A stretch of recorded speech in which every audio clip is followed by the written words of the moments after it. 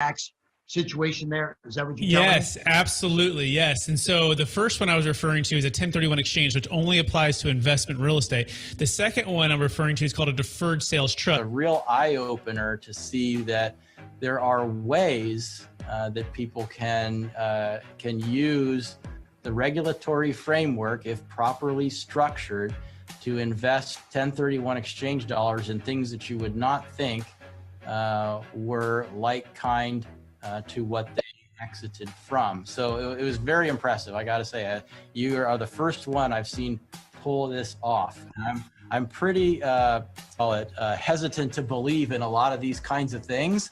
So it's a major feat for me to say, wow, this actually really worked, and it was really cool. 1031 is a way to shelter your income when you sell the thing. The DST is a way to avoid the 1031 and not have to suffer the time penalty. Our career and during different tax periods, we've seen, these tax avoidance, tax minimization, offshore, all these different strategies undertaken to minimize or avoid taxes. And then I can tell you that, some of them are just not worth the trouble. And so I was skeptical. Admittedly, I was skeptical. I thought, oh yeah, here we go, another one of these, right? And then they say, no, it really is different, right? So look more closely. We looked more closely. We had, honestly, 2 years of conversations. 2 years. Now we were being due diligence at the same time that we were doing due diligence, but 2 years is a long time to be, sort of flirting with the idea of and getting to know the people and getting to really understand the transaction. Yeah, long story short, we got comfortable, although we are not tax attorneys, lawyers, or estate planning attorneys, that at least, from an investment perspective, that, it made sense to sell a highly appreciated asset, get liquid, hold that in this type of a deferred or installment sale type of instrument, and then just be in a position then to do the most important thing. I'm probably stealing your next question, which is time. They say, well, you can't make more time. You can. Deferred Sales Trust, in a way, allows you to lengthen the investment time horizon for those assets after getting liquid, but before having to feel the tax impact. And from an investment manager's perspective, time horizon is the most important element in investing. Can you hear me now? Hello, everybody. Sorry about that little audio difficulty. Can you hear me now? Yes. All right. Hey, welcome, everybody. Happy Friday to you. My name is Brett Swarts, and we are here with another Capital Gains Tax Solutions Deferred Sales Trust kind of masterclass mastermind. We really believe that most high net worth individuals and those who help them, they struggle with clarifying their capital gains tax deferral options, and not having a clear plan is the enemy. And using a proven tax deferral strategy such as the Deferred Sales Trust is an amazing way for you to exit highly appreciated assets, including primary homes, businesses, real estate, cryptocurrency, so you can defer millions of tax, and so you can create and preserve more wealth, or help your clients, friends, and family do the same. And for those again who don't know me, my name is Brett Swarts, and I have a passion and a skill set to help people and to train people on how to do this. And it started out not knowing anything. In fact, I didn't know much at all, except had some real estate knowledge and was doing some 1031 exchanges with some clients at Marcus and Millichap, and quickly found out that the 1031 exchange is not always our friend. And the 2008 crash hit, and I went from making a little bit of money to like nothing overnight. And I saw a lot of clients, friends, and family lose half or all of their wealth. The biggest reason is because they didn't have what we like to call a strategy to give them optimal timing, diversification, and the ability to eliminate the need for the 1031 exchange altogether. And that's when we discovered what we think is the best secret in the exit planning world, which is the Deferred Sales Trust. And so now we just help people use this every single day. We're constantly working with people to plan or execute or close on deals. And so we're focused like a laser, and we're happy to kind of share our secrets with you so you can help yourself or help your clients in the future. That being said, I am joined by some amazing people that work alongside that are strategic alliances. some are on the team, and we're going to kind of collaborate. We typically talk about not only the vision for what this mastermind's about, but then number two, we actually go into live deals that we're working on right now, or deals that are closing. So you can kind of get a hands-on feel for how the Deferred Sales Trust works and what's actually possible with it. And then from there, we open up for questions, and you can talk about a live deal that you have going on, or just some common questions that people have. That being said, Pierce York is in the house. He's part of the co-host with me and all of the podcasts. Pierce, how are we doing today? Doing phenomenal. How are you? Doing fantastic, my friend. And Pierce is a luxury real estate agent down in Newport Beach. Also does some commercial brokerage down there as well. And he's becoming an expert in the Deferred Sales Trust as well. Doing great. Do we have the Jake Miller in the house? I'm not sure if I'm seeing his amazing hair. I wore the Mazalon sweater for us today, but it looks like he might be out. That's okay. No problem. Jake is probably traveling the world in some amazing place. He's a CFP financial advisor. We call him the CPA Whisper. He's typically here, but he's not here this week, but that's okay. Maybe he's coming a little bit late. But that being said, me and Pierce are going to go ahead, Pierce. I said, I think he's in Colombia. Good for him. Good for him. Hopefully he's finding some good Colombian coffee and maybe a cigar or two. But be careful with all that. That being said, Mr. Pierce, talk to me about,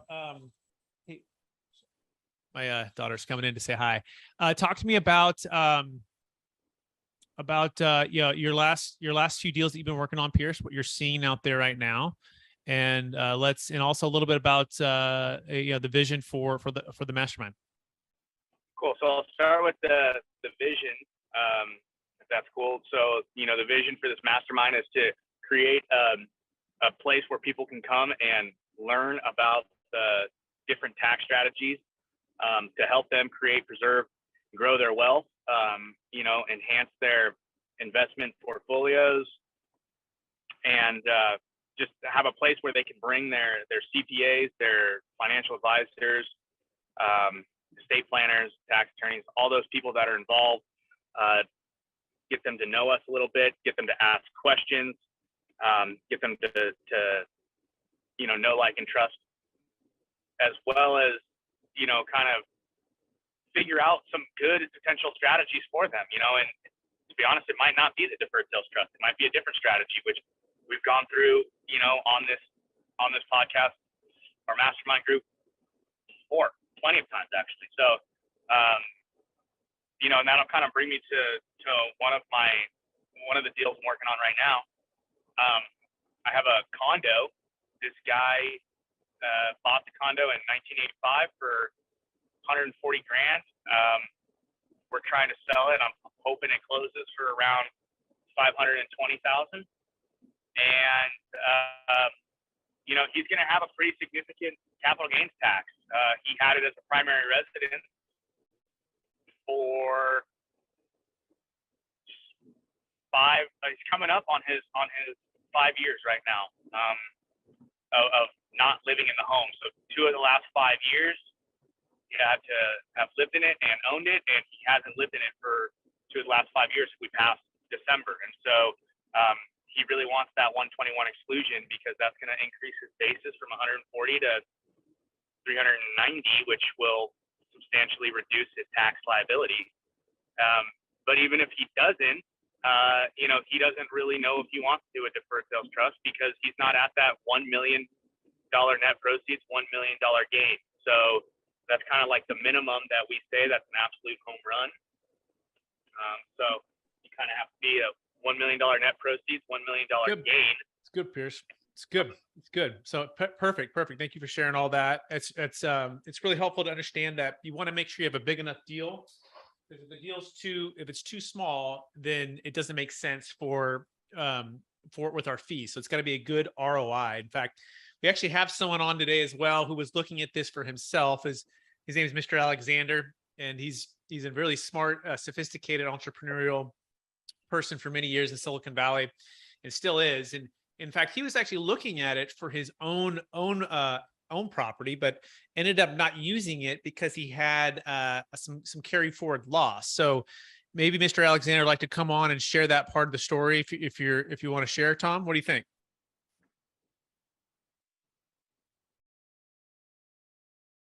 you're still there, you're on mute. I think you have to unmute yourself and then we can hear you. Okay. So I had a property in Atherton, California, and I was planning to sell that and use deferred sales strategy. And I talked to Brett for a while and we looked at various angles, and I found out very attractive to do that. But then I also found out that over the last 20 or 30 years, I have carried over a lot of tax losses. So I had enough of that. So by the time I can use the capital gains tax, whatever left behind was less than $1 million.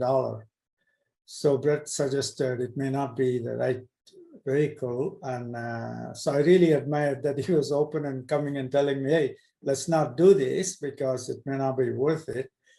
So, but I fell in love with it, and I have a lot of my friends who are in similar situations, and so I joined Brett's group, and I'm an evangelist for this effort. And we so appreciate it. Yeah, Tom's come on he's come actually on the team here. Full disclosure, and he's actually going to be helping people who are looking at this for the first time determine if it's a good fit for them or not. And ultimately, that's what we want. Like, we want it to be a win-win for everybody. So it's got to make sense financially. It's also got to make sense for your goals, right? And so the first step is really to clarify your goals. One of Tom's goals was to sell and defer his tax. But as we unpacked it with his CPA, we found out that he had the loss, and that loss, carry forward loss, was able to offset in the same year the sale of his house in Atherton. And so it basically, took care of the capital gains tax. It was his loss was a solution for his gain in this new year. And that was able to diminish what he needed to pay in tax. Therefore, he didn't need the deferred sales trust and have to go through it. And so, yes, so we'll welcome him, Tom. In fact, if you're listening to this, you might actually talk to Tom at one point, because he's starting to take some of our inbound calls to work with people who are deciding to use or not to use the deferred sales trust. But Tom, a little bit more about what you liked about it. You said you fell in love with it. Talk to us. What is about the deferred sales trust that you find so attractive? Well, first of all, I ran it through the usual way with my tax accountant, CPAs, and they did a lot of research into it. And they came to the conclusion it's the real stuff. And the most importantly, there's a law firm or a tax attorneys who will come, and I will have to pay 1% of the asset I'm going to put it into the trust. What they will do is, in return for that, they will give me a tax opinion. So even if IRS in the 1% probability they disallow it, at least I will not be penalized because I got a tax attorney sale. And then on top of it, the tax attorney said, for the future, for as long as I have this in the trust, which is about 10 years, if any audit or anything comes, they will come and defend me, and I don't have to pay them anything other than the 1% fee I pay. So that was a very, very attractive thing for me. So it took away all my guesswork and the risk and all that stuff. And so that's why I became a believer in it. And then I went and attended some conferences with Brett, and I saw the other people who have taken advantage, and I talked to them over a cocktail or a coffee or whatever, and got a lot of their experiences. And so that's how I became a complete believer in this. And now I recommend it to a lot of my friends. That's amazing, Tom. I so appreciate you sharing that. And that is part of what our goal is. Full disclosure, we want you to become a believer in the deferred sales trust and what it can do for you and your clients. And it is not it's not an easy thing. No, it is easy if you have enough time and energy to spend with us. It becomes more digestible as you understand that it's just a promissory note. You're lending it to a third-party trust in exchange for that trust to pay you back over time. But on top of that, it's not just the structure and the strategy or the track record, it's the group of professionals to execute the business plan. And that's where we work with the law firm that Tom was referring to, that provides lifetime audit defense, state or federal, and has a perfect track record over 25 years, thousands of closes. And what's beautiful about it is, should you be audited, state or federal, they'll defend at no additional charge as part of their one-time fee up front. And they also work on a conditional engagement, meaning your particular deal that's happening, we will all look at it together, dissect it. I like to say, take an MRI of what the deal is, the contracts, the terms, the buyer, everything, review it all, and then have the option for the deferred sales trust to be in there. And should the deal not close, or for some reason you decide not to use the trust, there's no charge. And so we truly believe that takes the pressure off the whole situation, where you really get to spend some time with us and get to know us, get to know the structure, and have your professionals, like Tom said, come in and vet us as well and ask the questions, so that you can make a clear, deliberate decision about whether or not you want to use the structure and put your trust and faith in what it is and the team that's going to execute it, or whether or not you want to just, pay the tax. And sometimes it's both, right? We have people right now that, if they look at it, and some people get, they'll just pay the tax. And then other people who I would say 9 out of 10, they're going to defer the tax if it's large enough. But sometimes it's because the time consequence, right? It's squeezed. Like you only have like a couple weeks to close, and you're selling a, 10, 20, $30 million deal. And all of a sudden that pressure of time to make a big decision on something you haven't learned before, or it's new, can be really intense. And so this is part of why we like to spend every single Friday at 10 a.m. Pacific Standard Time, 1 p.m. Eastern, with you and with one another, so that we can make it not as intense, meaning you get to know, like, and trust us over time as we share these deals, as we answer questions for folks, and as we just clarify how simple really this is. And so that being said, Tom, I want you to put it in your words, right? How does the deferred sales trust work? I think it's good for people to hear it from different perspectives. Imagine you were to sell your house. What was going to happen if you were to use the deferred sales trust? What was that going to look like for you, Tom? Yeah, the most important thing is, as soon as you get your sale agreement, or if your real estate agent comes and tells you, okay, I have a buyer who is willing to buy and sign this document, and that's the time we need to call Brett and talk to him about it. Because what will happen is we will form an irrevocable trust, where you have somebody like a Brett, or at least somebody who's not related to you, who have no vested interest in you, will become trustee of this trust. And we actually will have to move the title of the property into this trust before the transaction takes place. This is very, very important. So that's why I started looking at it almost a year. Even before I put my house on sale, I was talking to Brett, So that portion is very, very important. You need to get that in before the stuff. So and let me clarify that a little bit too. So that is true, but there's a common misconception, which means, do I need to set it up prior to, or sell it prior to the buyer showing up? Or do I transfer my control, my ownership prior to the buyer showing up? The answer is no. We actually do it at close of escrow, although we do put option language in the purchase and sale agreement, or an addendum, which then allows an option for someone like Tom who's selling, or anyone who's selling an asset, to transfer the rights and the interest basically at the close of escrow. It's like a simultaneous close. And so again, this takes the pressure off, because some people go, well, so you're saying I have to transfer my house to this trust, and then the buyer may or may not show up, and maybe Brett wants to move in as a trustee with his family or whatever. No. We don't take any ownership of anything until basically the close of escrow and the buyer is ready to perform. However, it's very important that if the buyer has removed all contingencies and we hadn't set up the option for the trust to be a part of this transaction, constructive receipt is taken. And that is where the tax is triggered. And so that's why it's important to do everything in the right order.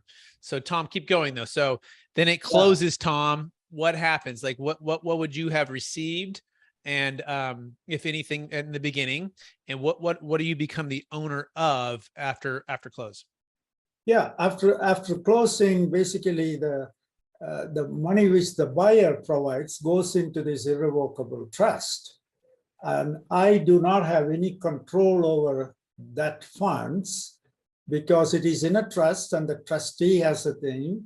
But I have freedom to tell my trustee if I want to buy another property, not for primary residence, for rental or investment or any other thing we can do, then the trustee will do that. So that was also very attractive for me because then I don't own this asset because it's owned by the irrevocable trust. And if I want to invest in a real estate syndicated, apartment complex deal or I can ask the trust to do that.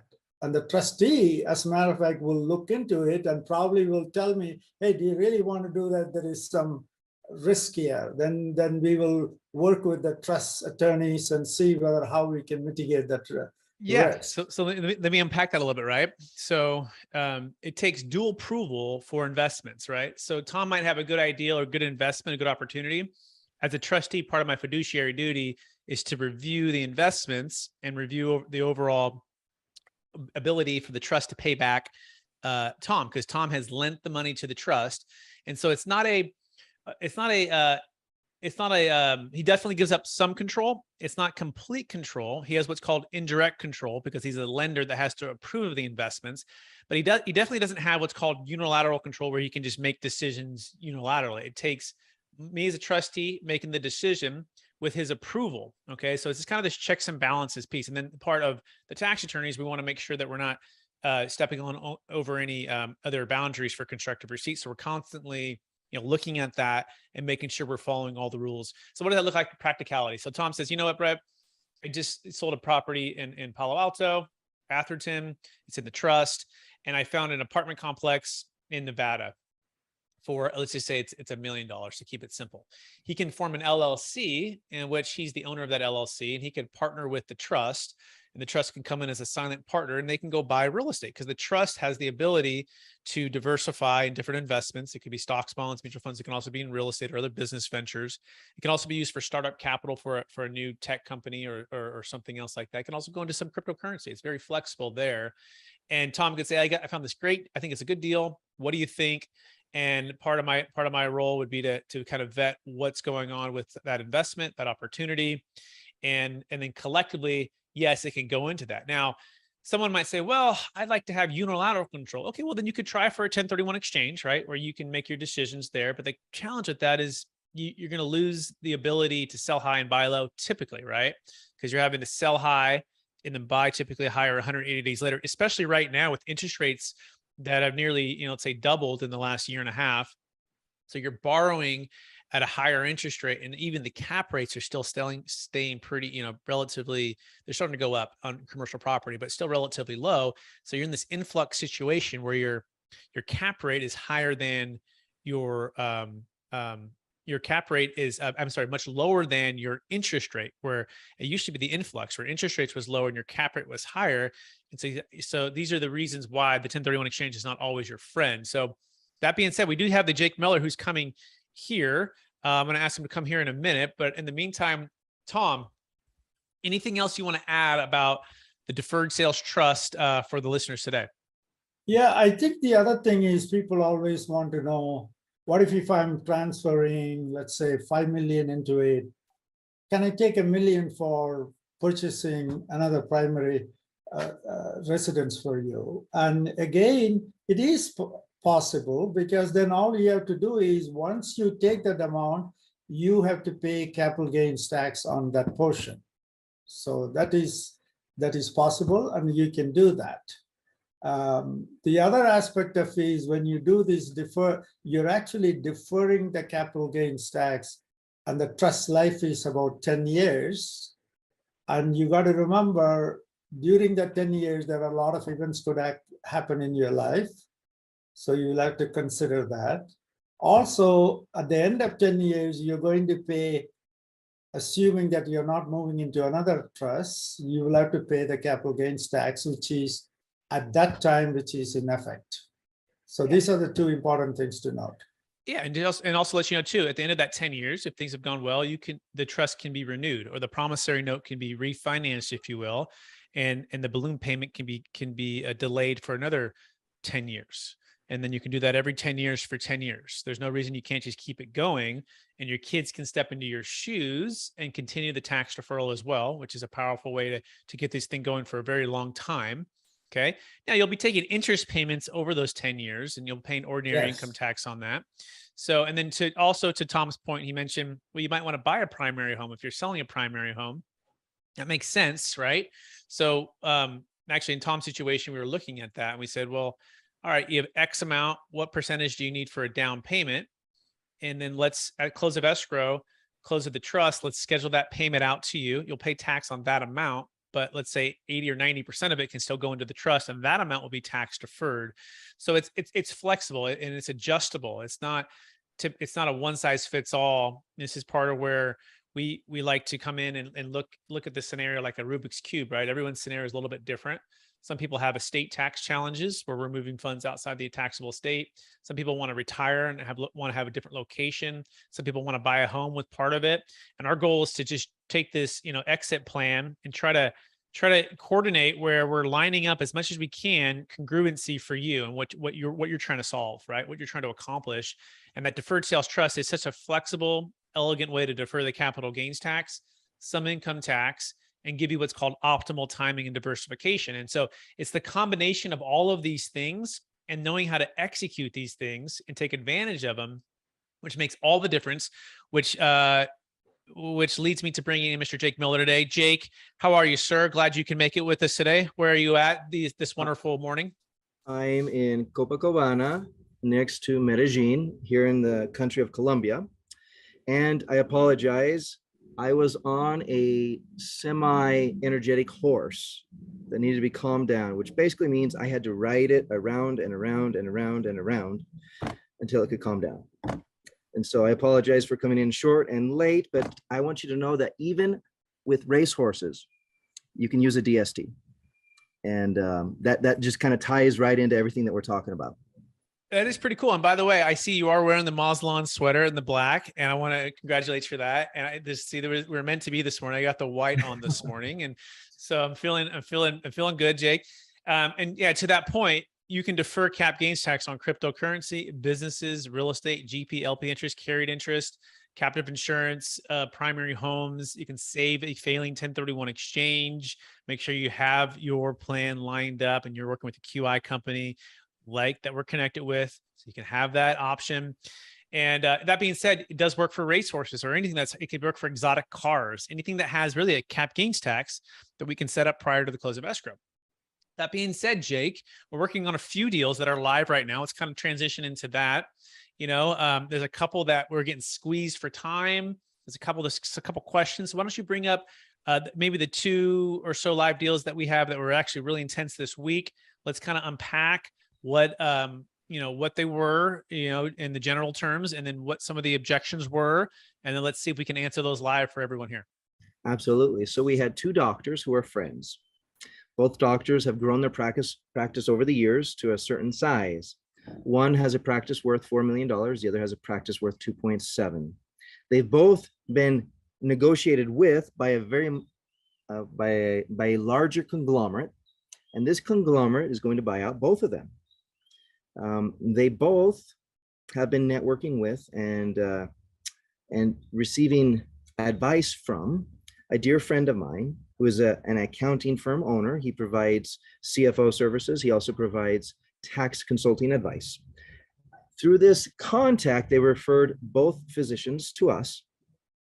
We've been able to review their scenarios very quickly. The difficult part of their scenario is the timing. A little bit late to the game. I would definitely say that this is the 10th or the 11th hour that we were able to meet and greet, get to know them. And from meeting and greeting, we had to practically skip all of the bases and get married, so to speak, with the strategy, just try and make it work. And that's been, I wouldn't say a challenge so much, because they already had faith and trust in their consultant, who then introduced them to us. And so we relied on that faith and trust, and that faith and trust that was extended to us, we then explained in for thorough detail all of the options to them. Of course, concerned about fees, wanting to make sure that everybody's getting paid appropriately and that there's not any excess or waste anywhere. And thank goodness what we're able to help them do here is save so much money on taxes. I had the numbers wrong, Brett. It's a $5.5 million sale, but it's going to be done in installments. So they're getting most of it now, and then in 2 years, they're going to get the rest of it. And then on the 2.7, they're getting 1.5 now and 1.2 in 2 years. And with that being said, it was a mad dash to try and get everything scheduled because there's a lot of players that have to come together to make this all happen. First and foremost, I met with them and we went high level over everything, qualified them as an eligible candidate. They were interested, and then had a meeting with Brett and the tax attorney. They need to know who Brett is. It's important that there's a third-party trustee, somebody who they haven't used before, somebody that they have not met before, that they're not related to, somebody that they cannot be deemed to have had control and power or influence over, somebody who legitimately is a third-party person. And then, of course, the tax attorney, the brain surgeon behind it all, the person that puts his name and his neck on the line if in case this should ever be audited. So this transaction that could occur, regardless of what's received now and what's received in the future in installments, that transaction could be something that the IRS could look at in the future. Thankfully, this business trust has a lower audit rate than almost anything else out there, which is great. But you never know when they're going to pick your name out of the hat, right, Brett? Or should you be participating in any other businesses and perhaps they audit you because of that other business partner of yours that did that one thing, and then they kind of just wrap everything that you're doing all together in a review, they might pull in the trust, right? And it's good and wise and prudent to have somebody who has a perfect batting record, somebody has a 100% track record or batting 1,000, having your back. And yes, there is the 1.5 on the first million fee, 1.25 on everything after for the tax attorney to provide that lifetime audit protection. And for me, Brett, that's almost like an insurance policy. And sometimes, depending on the risk, insurance policies can be a percentage of the overall dollar size of the event. Sometimes they can be as much as 4%. Sometimes they can be even greater if the risk is big enough. And so whether it's buying an insurance policy or purchasing lifetime audit protection from a real life person who's going to be there, should anything happen to you, Brett, definitely can't speak enough to the point of having that lifetime audit protection, even though chances are, since these business trusts are like the least likely thing to be audited out there, it'll never be needed. Yep. So let me pull a little bit out of that too. And thank you, Jake. That's amazing, perfect overview. So, first of all, like, what is the tax liability? Like, how are we going to defer? Well, it's typically somewhere between 25 and 50% of the gain. And that includes cap gains tax, federal, state, Obamacare, and probably depreciation recapture. California for sure, right, is high. New York, different states have lower capital gains tax. So you want to check with that state, and we can give you an analysis for that depending on what state you're in. But let's just use the number of 30%. And these are business sales, and these typical business sales have what's called no basis. I mean, most of them we work with, they've been doing it for 20, 30 years. They've completely depreciated everything else. And so like on a $5.5 million sale, for example, if we use 30%, that's a $1.65 million tax liability, right? So you look at that number, and then you'd have to say, okay, well, does that make sense for me to defer this, or should I just pay the tax? Now, I would think it makes sense to just defer it, but it depends if you want to use the money for personal use or not, right? But if you're okay investing it and keeping it growing.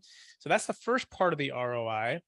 The next part of the ROI has to do with, well, how much return can I achieve with this? Well, we're typically returning right around 7 or 8%. It could be 5 or 6, depending on if your risk tolerance, but let's just use 8%, for example, over any 10-year period of time.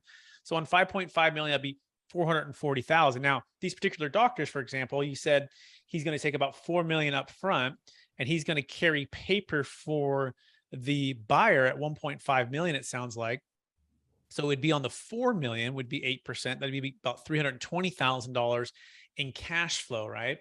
And by the way, you might be wondering, well, can they roll in that other installment sale at a later date into the trust? And the answer is yes, they can, right? Which I think led to one of the objections, Jake, which was, well, am I paying the fee on the full 5.5, but I haven't received, I haven't received the cash to it, right? So I feel like it's, perhaps not equitable for me to pay on a full amount.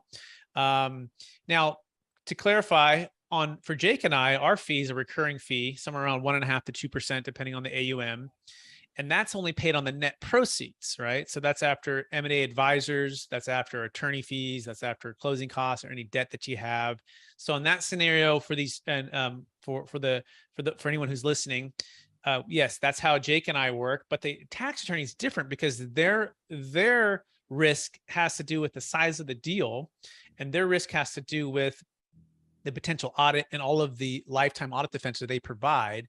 And so that's how that works. That being said, is there a potential way to do that in installments? Maybe, depending on the complexity of the deal, and the tax team might just decide to elect to do that.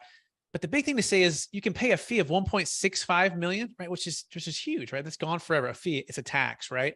Or you can defer all of that and pay these small amounts. And I think they're relatively small compared to the 30 to 50% that you might pay in the gain.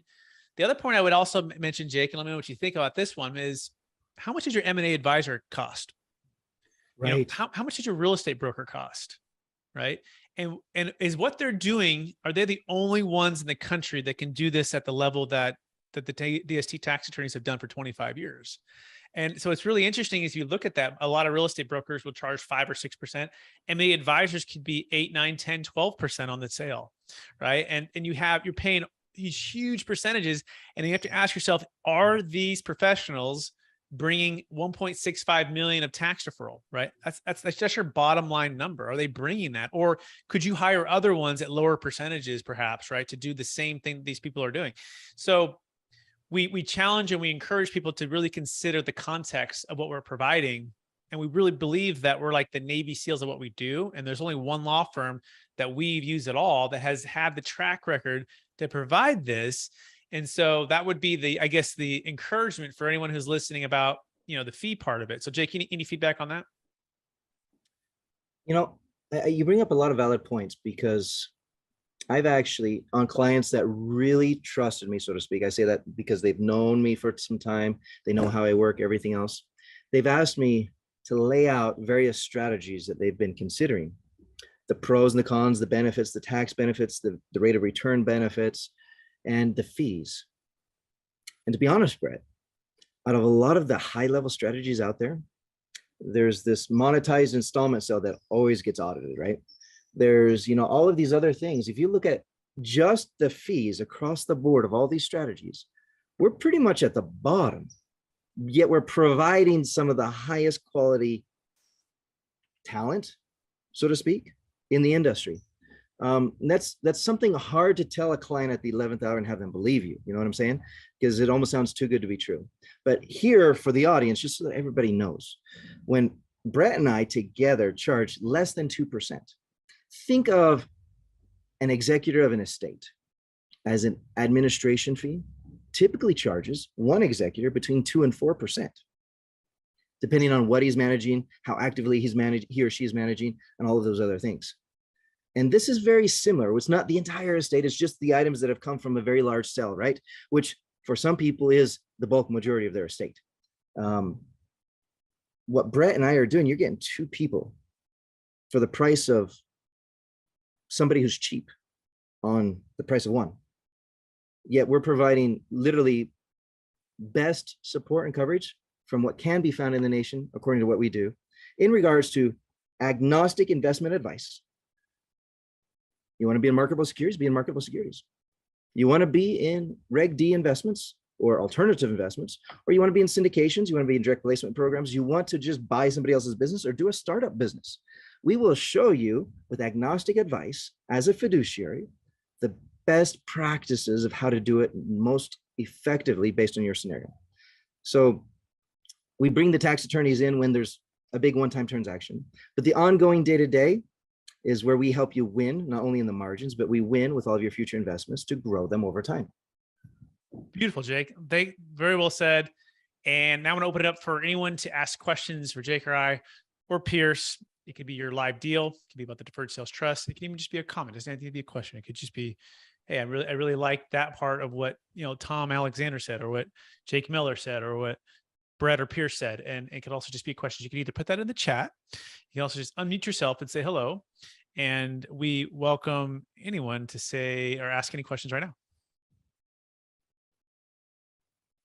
And until somebody asks a question, we can do a survey. What energy drink am I drinking right now? Wow. Does it have a bunch of sugar or is it a healthy one? It has a lot of sugar. Is it the Monster? Today, I am sadly not in the Monster. Today, I am going with what's available. And that is the Red Bull. Oh, gives you wings, my friend. So that is good. Hey guys. I have a question. Go ahead. Yeah, just a quick one. You guys are talking about the fees. Is there an ongoing federal applicable tax on the gains that have been deferred? Good question. I'll start with that one. So it all depends, Mike. So I think the question is the trust have tax on the ongoing gains inside of that trust? That's maybe that's the second part of the question. Let me answer the first one. Is there an interest charge for the gains that you're deferring? Is that what you're asking, Mike? By the IRS, yeah. Yeah. So it depends. How are you? If the person's married or single? Okay, let's imagine you're married. If you're married, you have up to $10 million each year to defer at 0% interest in any given year. So let's imagine you had a $10 million multifamily property sale and you're going to defer about 10 million of tax and you're married and you use what's called the DST 1.0 in a traditional 453 installment sale with the trust. There's zero interest charged on any of the deferral. Okay, any of the deferral, which is pretty sweet. So you can keep this thing going for basically as long as the trust is intact and as long as the promissory note is there. And every 10 years, you can renew for 10 years. So this is where most of our clients will form these trusts as 10-year promissory notes with a percentage of interest to pay out, typically between, let's say, 4 and 6%, even though it's earning 8. So that's of the interest that it's earning. So let's say it's 10 million and it's earning 800,000. You might take $400,000 to $600,000 per year in interest payments and pay ordinary income tax on that. But that other 10 million is that a zero interest loan. It's like a zero interest loan for the government. And that scenario, let's say you had a zero basis, you would have paid 4 million in tax. So on that 4 million, it's zero interest. So the answer is no, there's not. Now, if it were above that number, Mike, and you were to do DST 1.0, then there would be an interest charge. However, we have DST 2.0 for that exact circumstance. That has to do with a very large asset sales and also has a added benefit of removing the funds from your taxable estate. And there's no interest charge on that. So let's say you had $100 million of Bitcoin you're going to sell tomorrow. Yeah. We could sell it tomorrow, exit your taxable estate, and there's no interest charge on the deferral. However, as you receive payments back, it will be partial cap gains tax, partial interest payment, and based upon your life expectancy. It's not IRC 453. It's a different installment. It's a different form of like an installment sale. Okay. But not installment reporting rules, a little bit different. So does that answer the question on that first part? Yeah, I think it does. Now, the second part I mentioned real quick, you guys may mention, well, what about well, it's in the trust. Like if it's earning interest and those properties or those values are going up and they're selling different stocks at different values, does a trust pay tax? It can, but generally speaking, it does not. And here's why: because it's able to accrue, the interest is accruing as an expense. It's able to report it an expense on its own corporate tax return. So let's give an example. Mike, you sell a $10 million business and you defer 4 million of tax, and that's earning about 8% per year. And that's about $800,000 of accrued interest that's building, as well as $800,000 of interest in the investments. So the promissory note has 800 and the investments have 800. Well, the way that it can be reported on the tax return as an expense to the earned interest, and therefore at the trust level, it's earning zero. You're like, well, what if I don't take any payments? Well, that's okay. It's still able to expense even if it hasn't paid you yet. So it's a very elegant way to defer, but also to wash out tax in any given year. Does that make sense, Mike, on that? Yeah, it does. What questions do you have? So if I were just to add my 2 bits, I think that the biggest advantage for clients that have things going on, the biggest advantage is the power over time. So we've deferred it, right? We haven't made it exempt. We haven't erased it. We haven't done any of that. However, we've deferred it.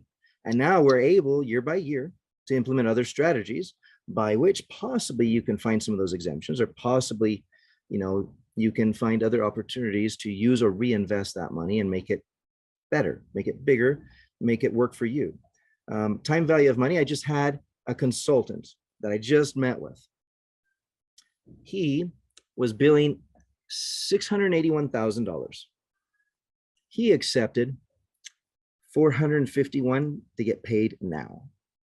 Because for him, in his business, he can reinvest in himself and make with 451,000 today a lot more money than waiting for 12 months to get 681. Now, this is kind of a little bit of a reverse, because now we get to have our cake and eat it too. This consultant gave up a whole bunch in order to have the money now. What we can do with this, rather than other strategies where we don't get full gratification of the money now, we are able to receive the full bulk proceeds, or whatever the sale looks like, into the deferred sales trust today. But rather than having a steep discount to have it now, like paying taxes, we are able to reinvest the net proceeds, net of attorney fees, rather than net of taxes. And now you've got two little managers here. You've got a trustee, you've got a CFO type financial advisor that helps guide you through your investment opportunities as you move forward. You, of course, can be bringing us what you want to do with the trust. We can also be bringing you recommendations, and we coordinate. At the end of the day, you're still the captain of the ship. We're just the workers. We help make it happen. Gotcha. Good question, Mike. Anything else come to mind on any of that? From a generational perspective, like you said, you can renew this.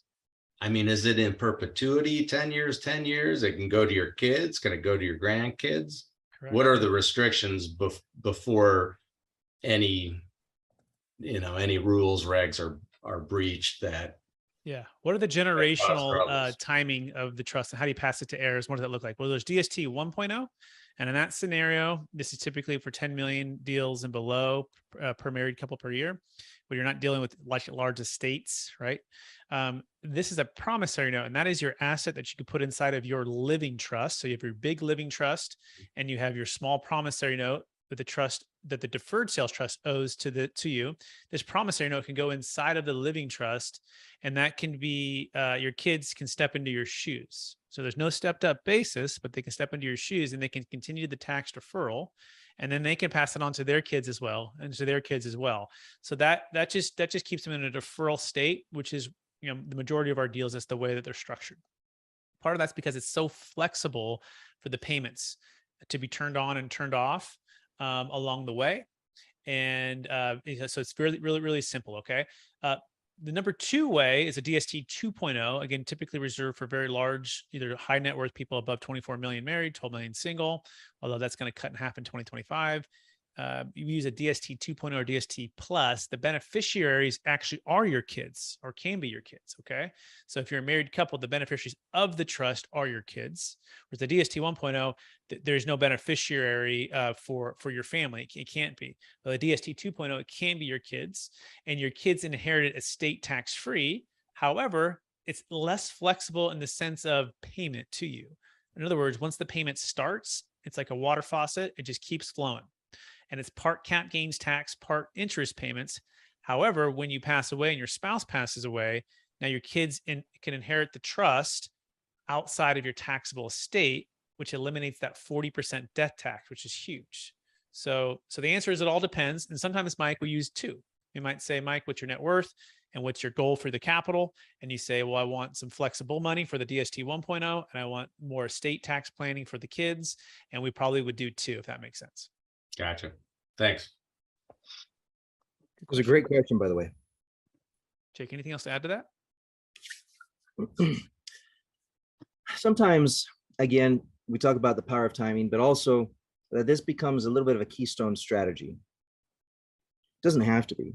It just kind of depends on how big of your net worth has been moved into the trust, what kind of assets you have there, what else you're planning on doing, and how many moving parts. We have some people, Brett, that just retire on the money that goes into the deferred sales trust, and they can just be in control of the timing of how it comes out and how it's invested, right? And that's like super simple.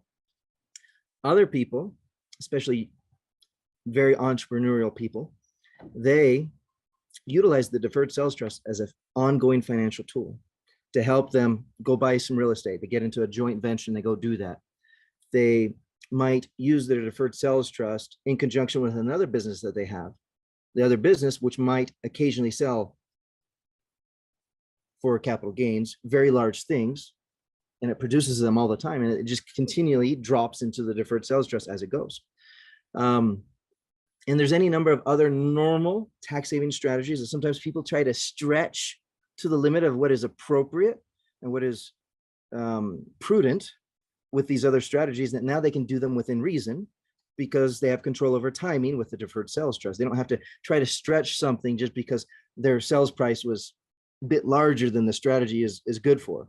And so it puts back the thoughtfulness into a lot of the other strategies, into what they were made to do, rather than people trying to make them do more. I don't know if that makes sense to everybody, but it helps when the IRS is not forcing you to make a tax strategy decision because you have a taxable event now, because now you have control over the timing. You can make the best decision in the best way. Yeah, very well said, Jake. Any other questions for anyone else at this time? And Mike, if you had more too, more the merrier. Anyone can ask him. What's good? I just had a quick clarifying question. Go, Pierce. So for the DST 1.0 and the interest rates, it's 5 million. Is that 5 million net proceeds or $5 million tax deferred? It's basically per person. Like whatever. It's the net proceeds. I guess you would put it, right. So Okay. So if 5 million, whatever net is going into the trust, right, and that has to do with the deferral, it'd be 5 there. So it wouldn't be the liability, if you will, right. So Gotcha. it's like the total amount that's going into the trust. If it's 5 or 10 million, if it's a married couple and it's 10, we're good. No interest charge. If it's a single person 5, you're good. If it's larger than that, we're either going to do a combo of 1 and 2, or we're just going to do 2 altogether. Is the interest payments on, let's say it's $1 million liability, tax liability, $5 million net proceeds going in, is the interest rate on the 1 million on the liability, just on or the is it on the excess, total? just on the excess. Yeah. Let's say you're married and you put 11 million into it.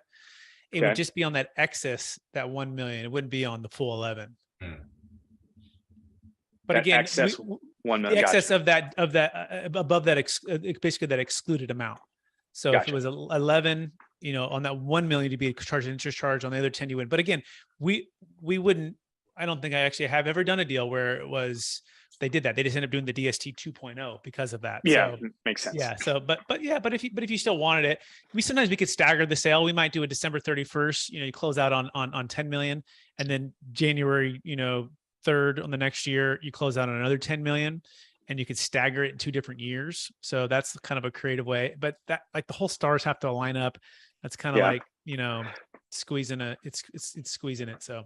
And then that brings me to second question. Go ahead. Real quick, and then we got to get out of here. But if, let's say, someone sells a business and does it in chunks, where they sell, let's say, a portion of it, take portion of it, they don't do a DST, and then in 2 years they're supposed to get another big chunk. Can they do a DST after they've taken constructive receipt of the first amount? Oh, good question. It all depends. So it depends on how that structure of that sale was set up. And the question is, let's say they did an installment sale. They didn't know about the DST. Let's say it's a $20 million deal. They carried back 15 million of paper, and they didn't set up a DST in the beginning, and they've already taken construction sheet of the 5, and there's 15. They more than likely, we could probably have that note assigned to the trust of that 15. They couldn't get the 5. The 5's gone forever, but it all depends on the actual structure of the deal. We just bring that to us in the tax team, and we would all look at it, me, Jake, and the tax team. Gotcha. Good question though, Pierce. That's a good one. All right, everybody. We're so happy that you were able to join us. We want to encourage you to if you haven't already subscribed to the YouTube channel or the podcast, to do that, as well as to share this with someone. It could really help out, and then invite someone next week and come back and hang out with us. Do look for the new book that's coming out. It's called Building a Tax Deferred Exit Strategy. We have the Jake Miller in the book. We have some people also like Kevin here from Shark Tank, and I got a couple chapters as well. But that's called Building a Tax Deferred Exit Strategy. And that being said, Jake, by the way, if you want to find me, go to capitalgainstaxsolutions.com. Pierce, if people want to find you, where can they find you? Go to kingdomluxuryrealty.com. Excellent. And Jake Miller, if people want to find you, where can they find you? strategictaxsolutions.com, as well as 1-800-773-1848. Or just fly to Columbia and jump on a horse, and Jake might be right next to you. You never know, right? Which could happen. I actually literally bumped into this consultant here out of the blue. So tell him you want to defer the tax. Tell him a DST, Jake. We're talking. Hey, thanks everybody. So appreciate everyone. Talk to everyone again real soon. Thanks for attending. Talk soon. Bye.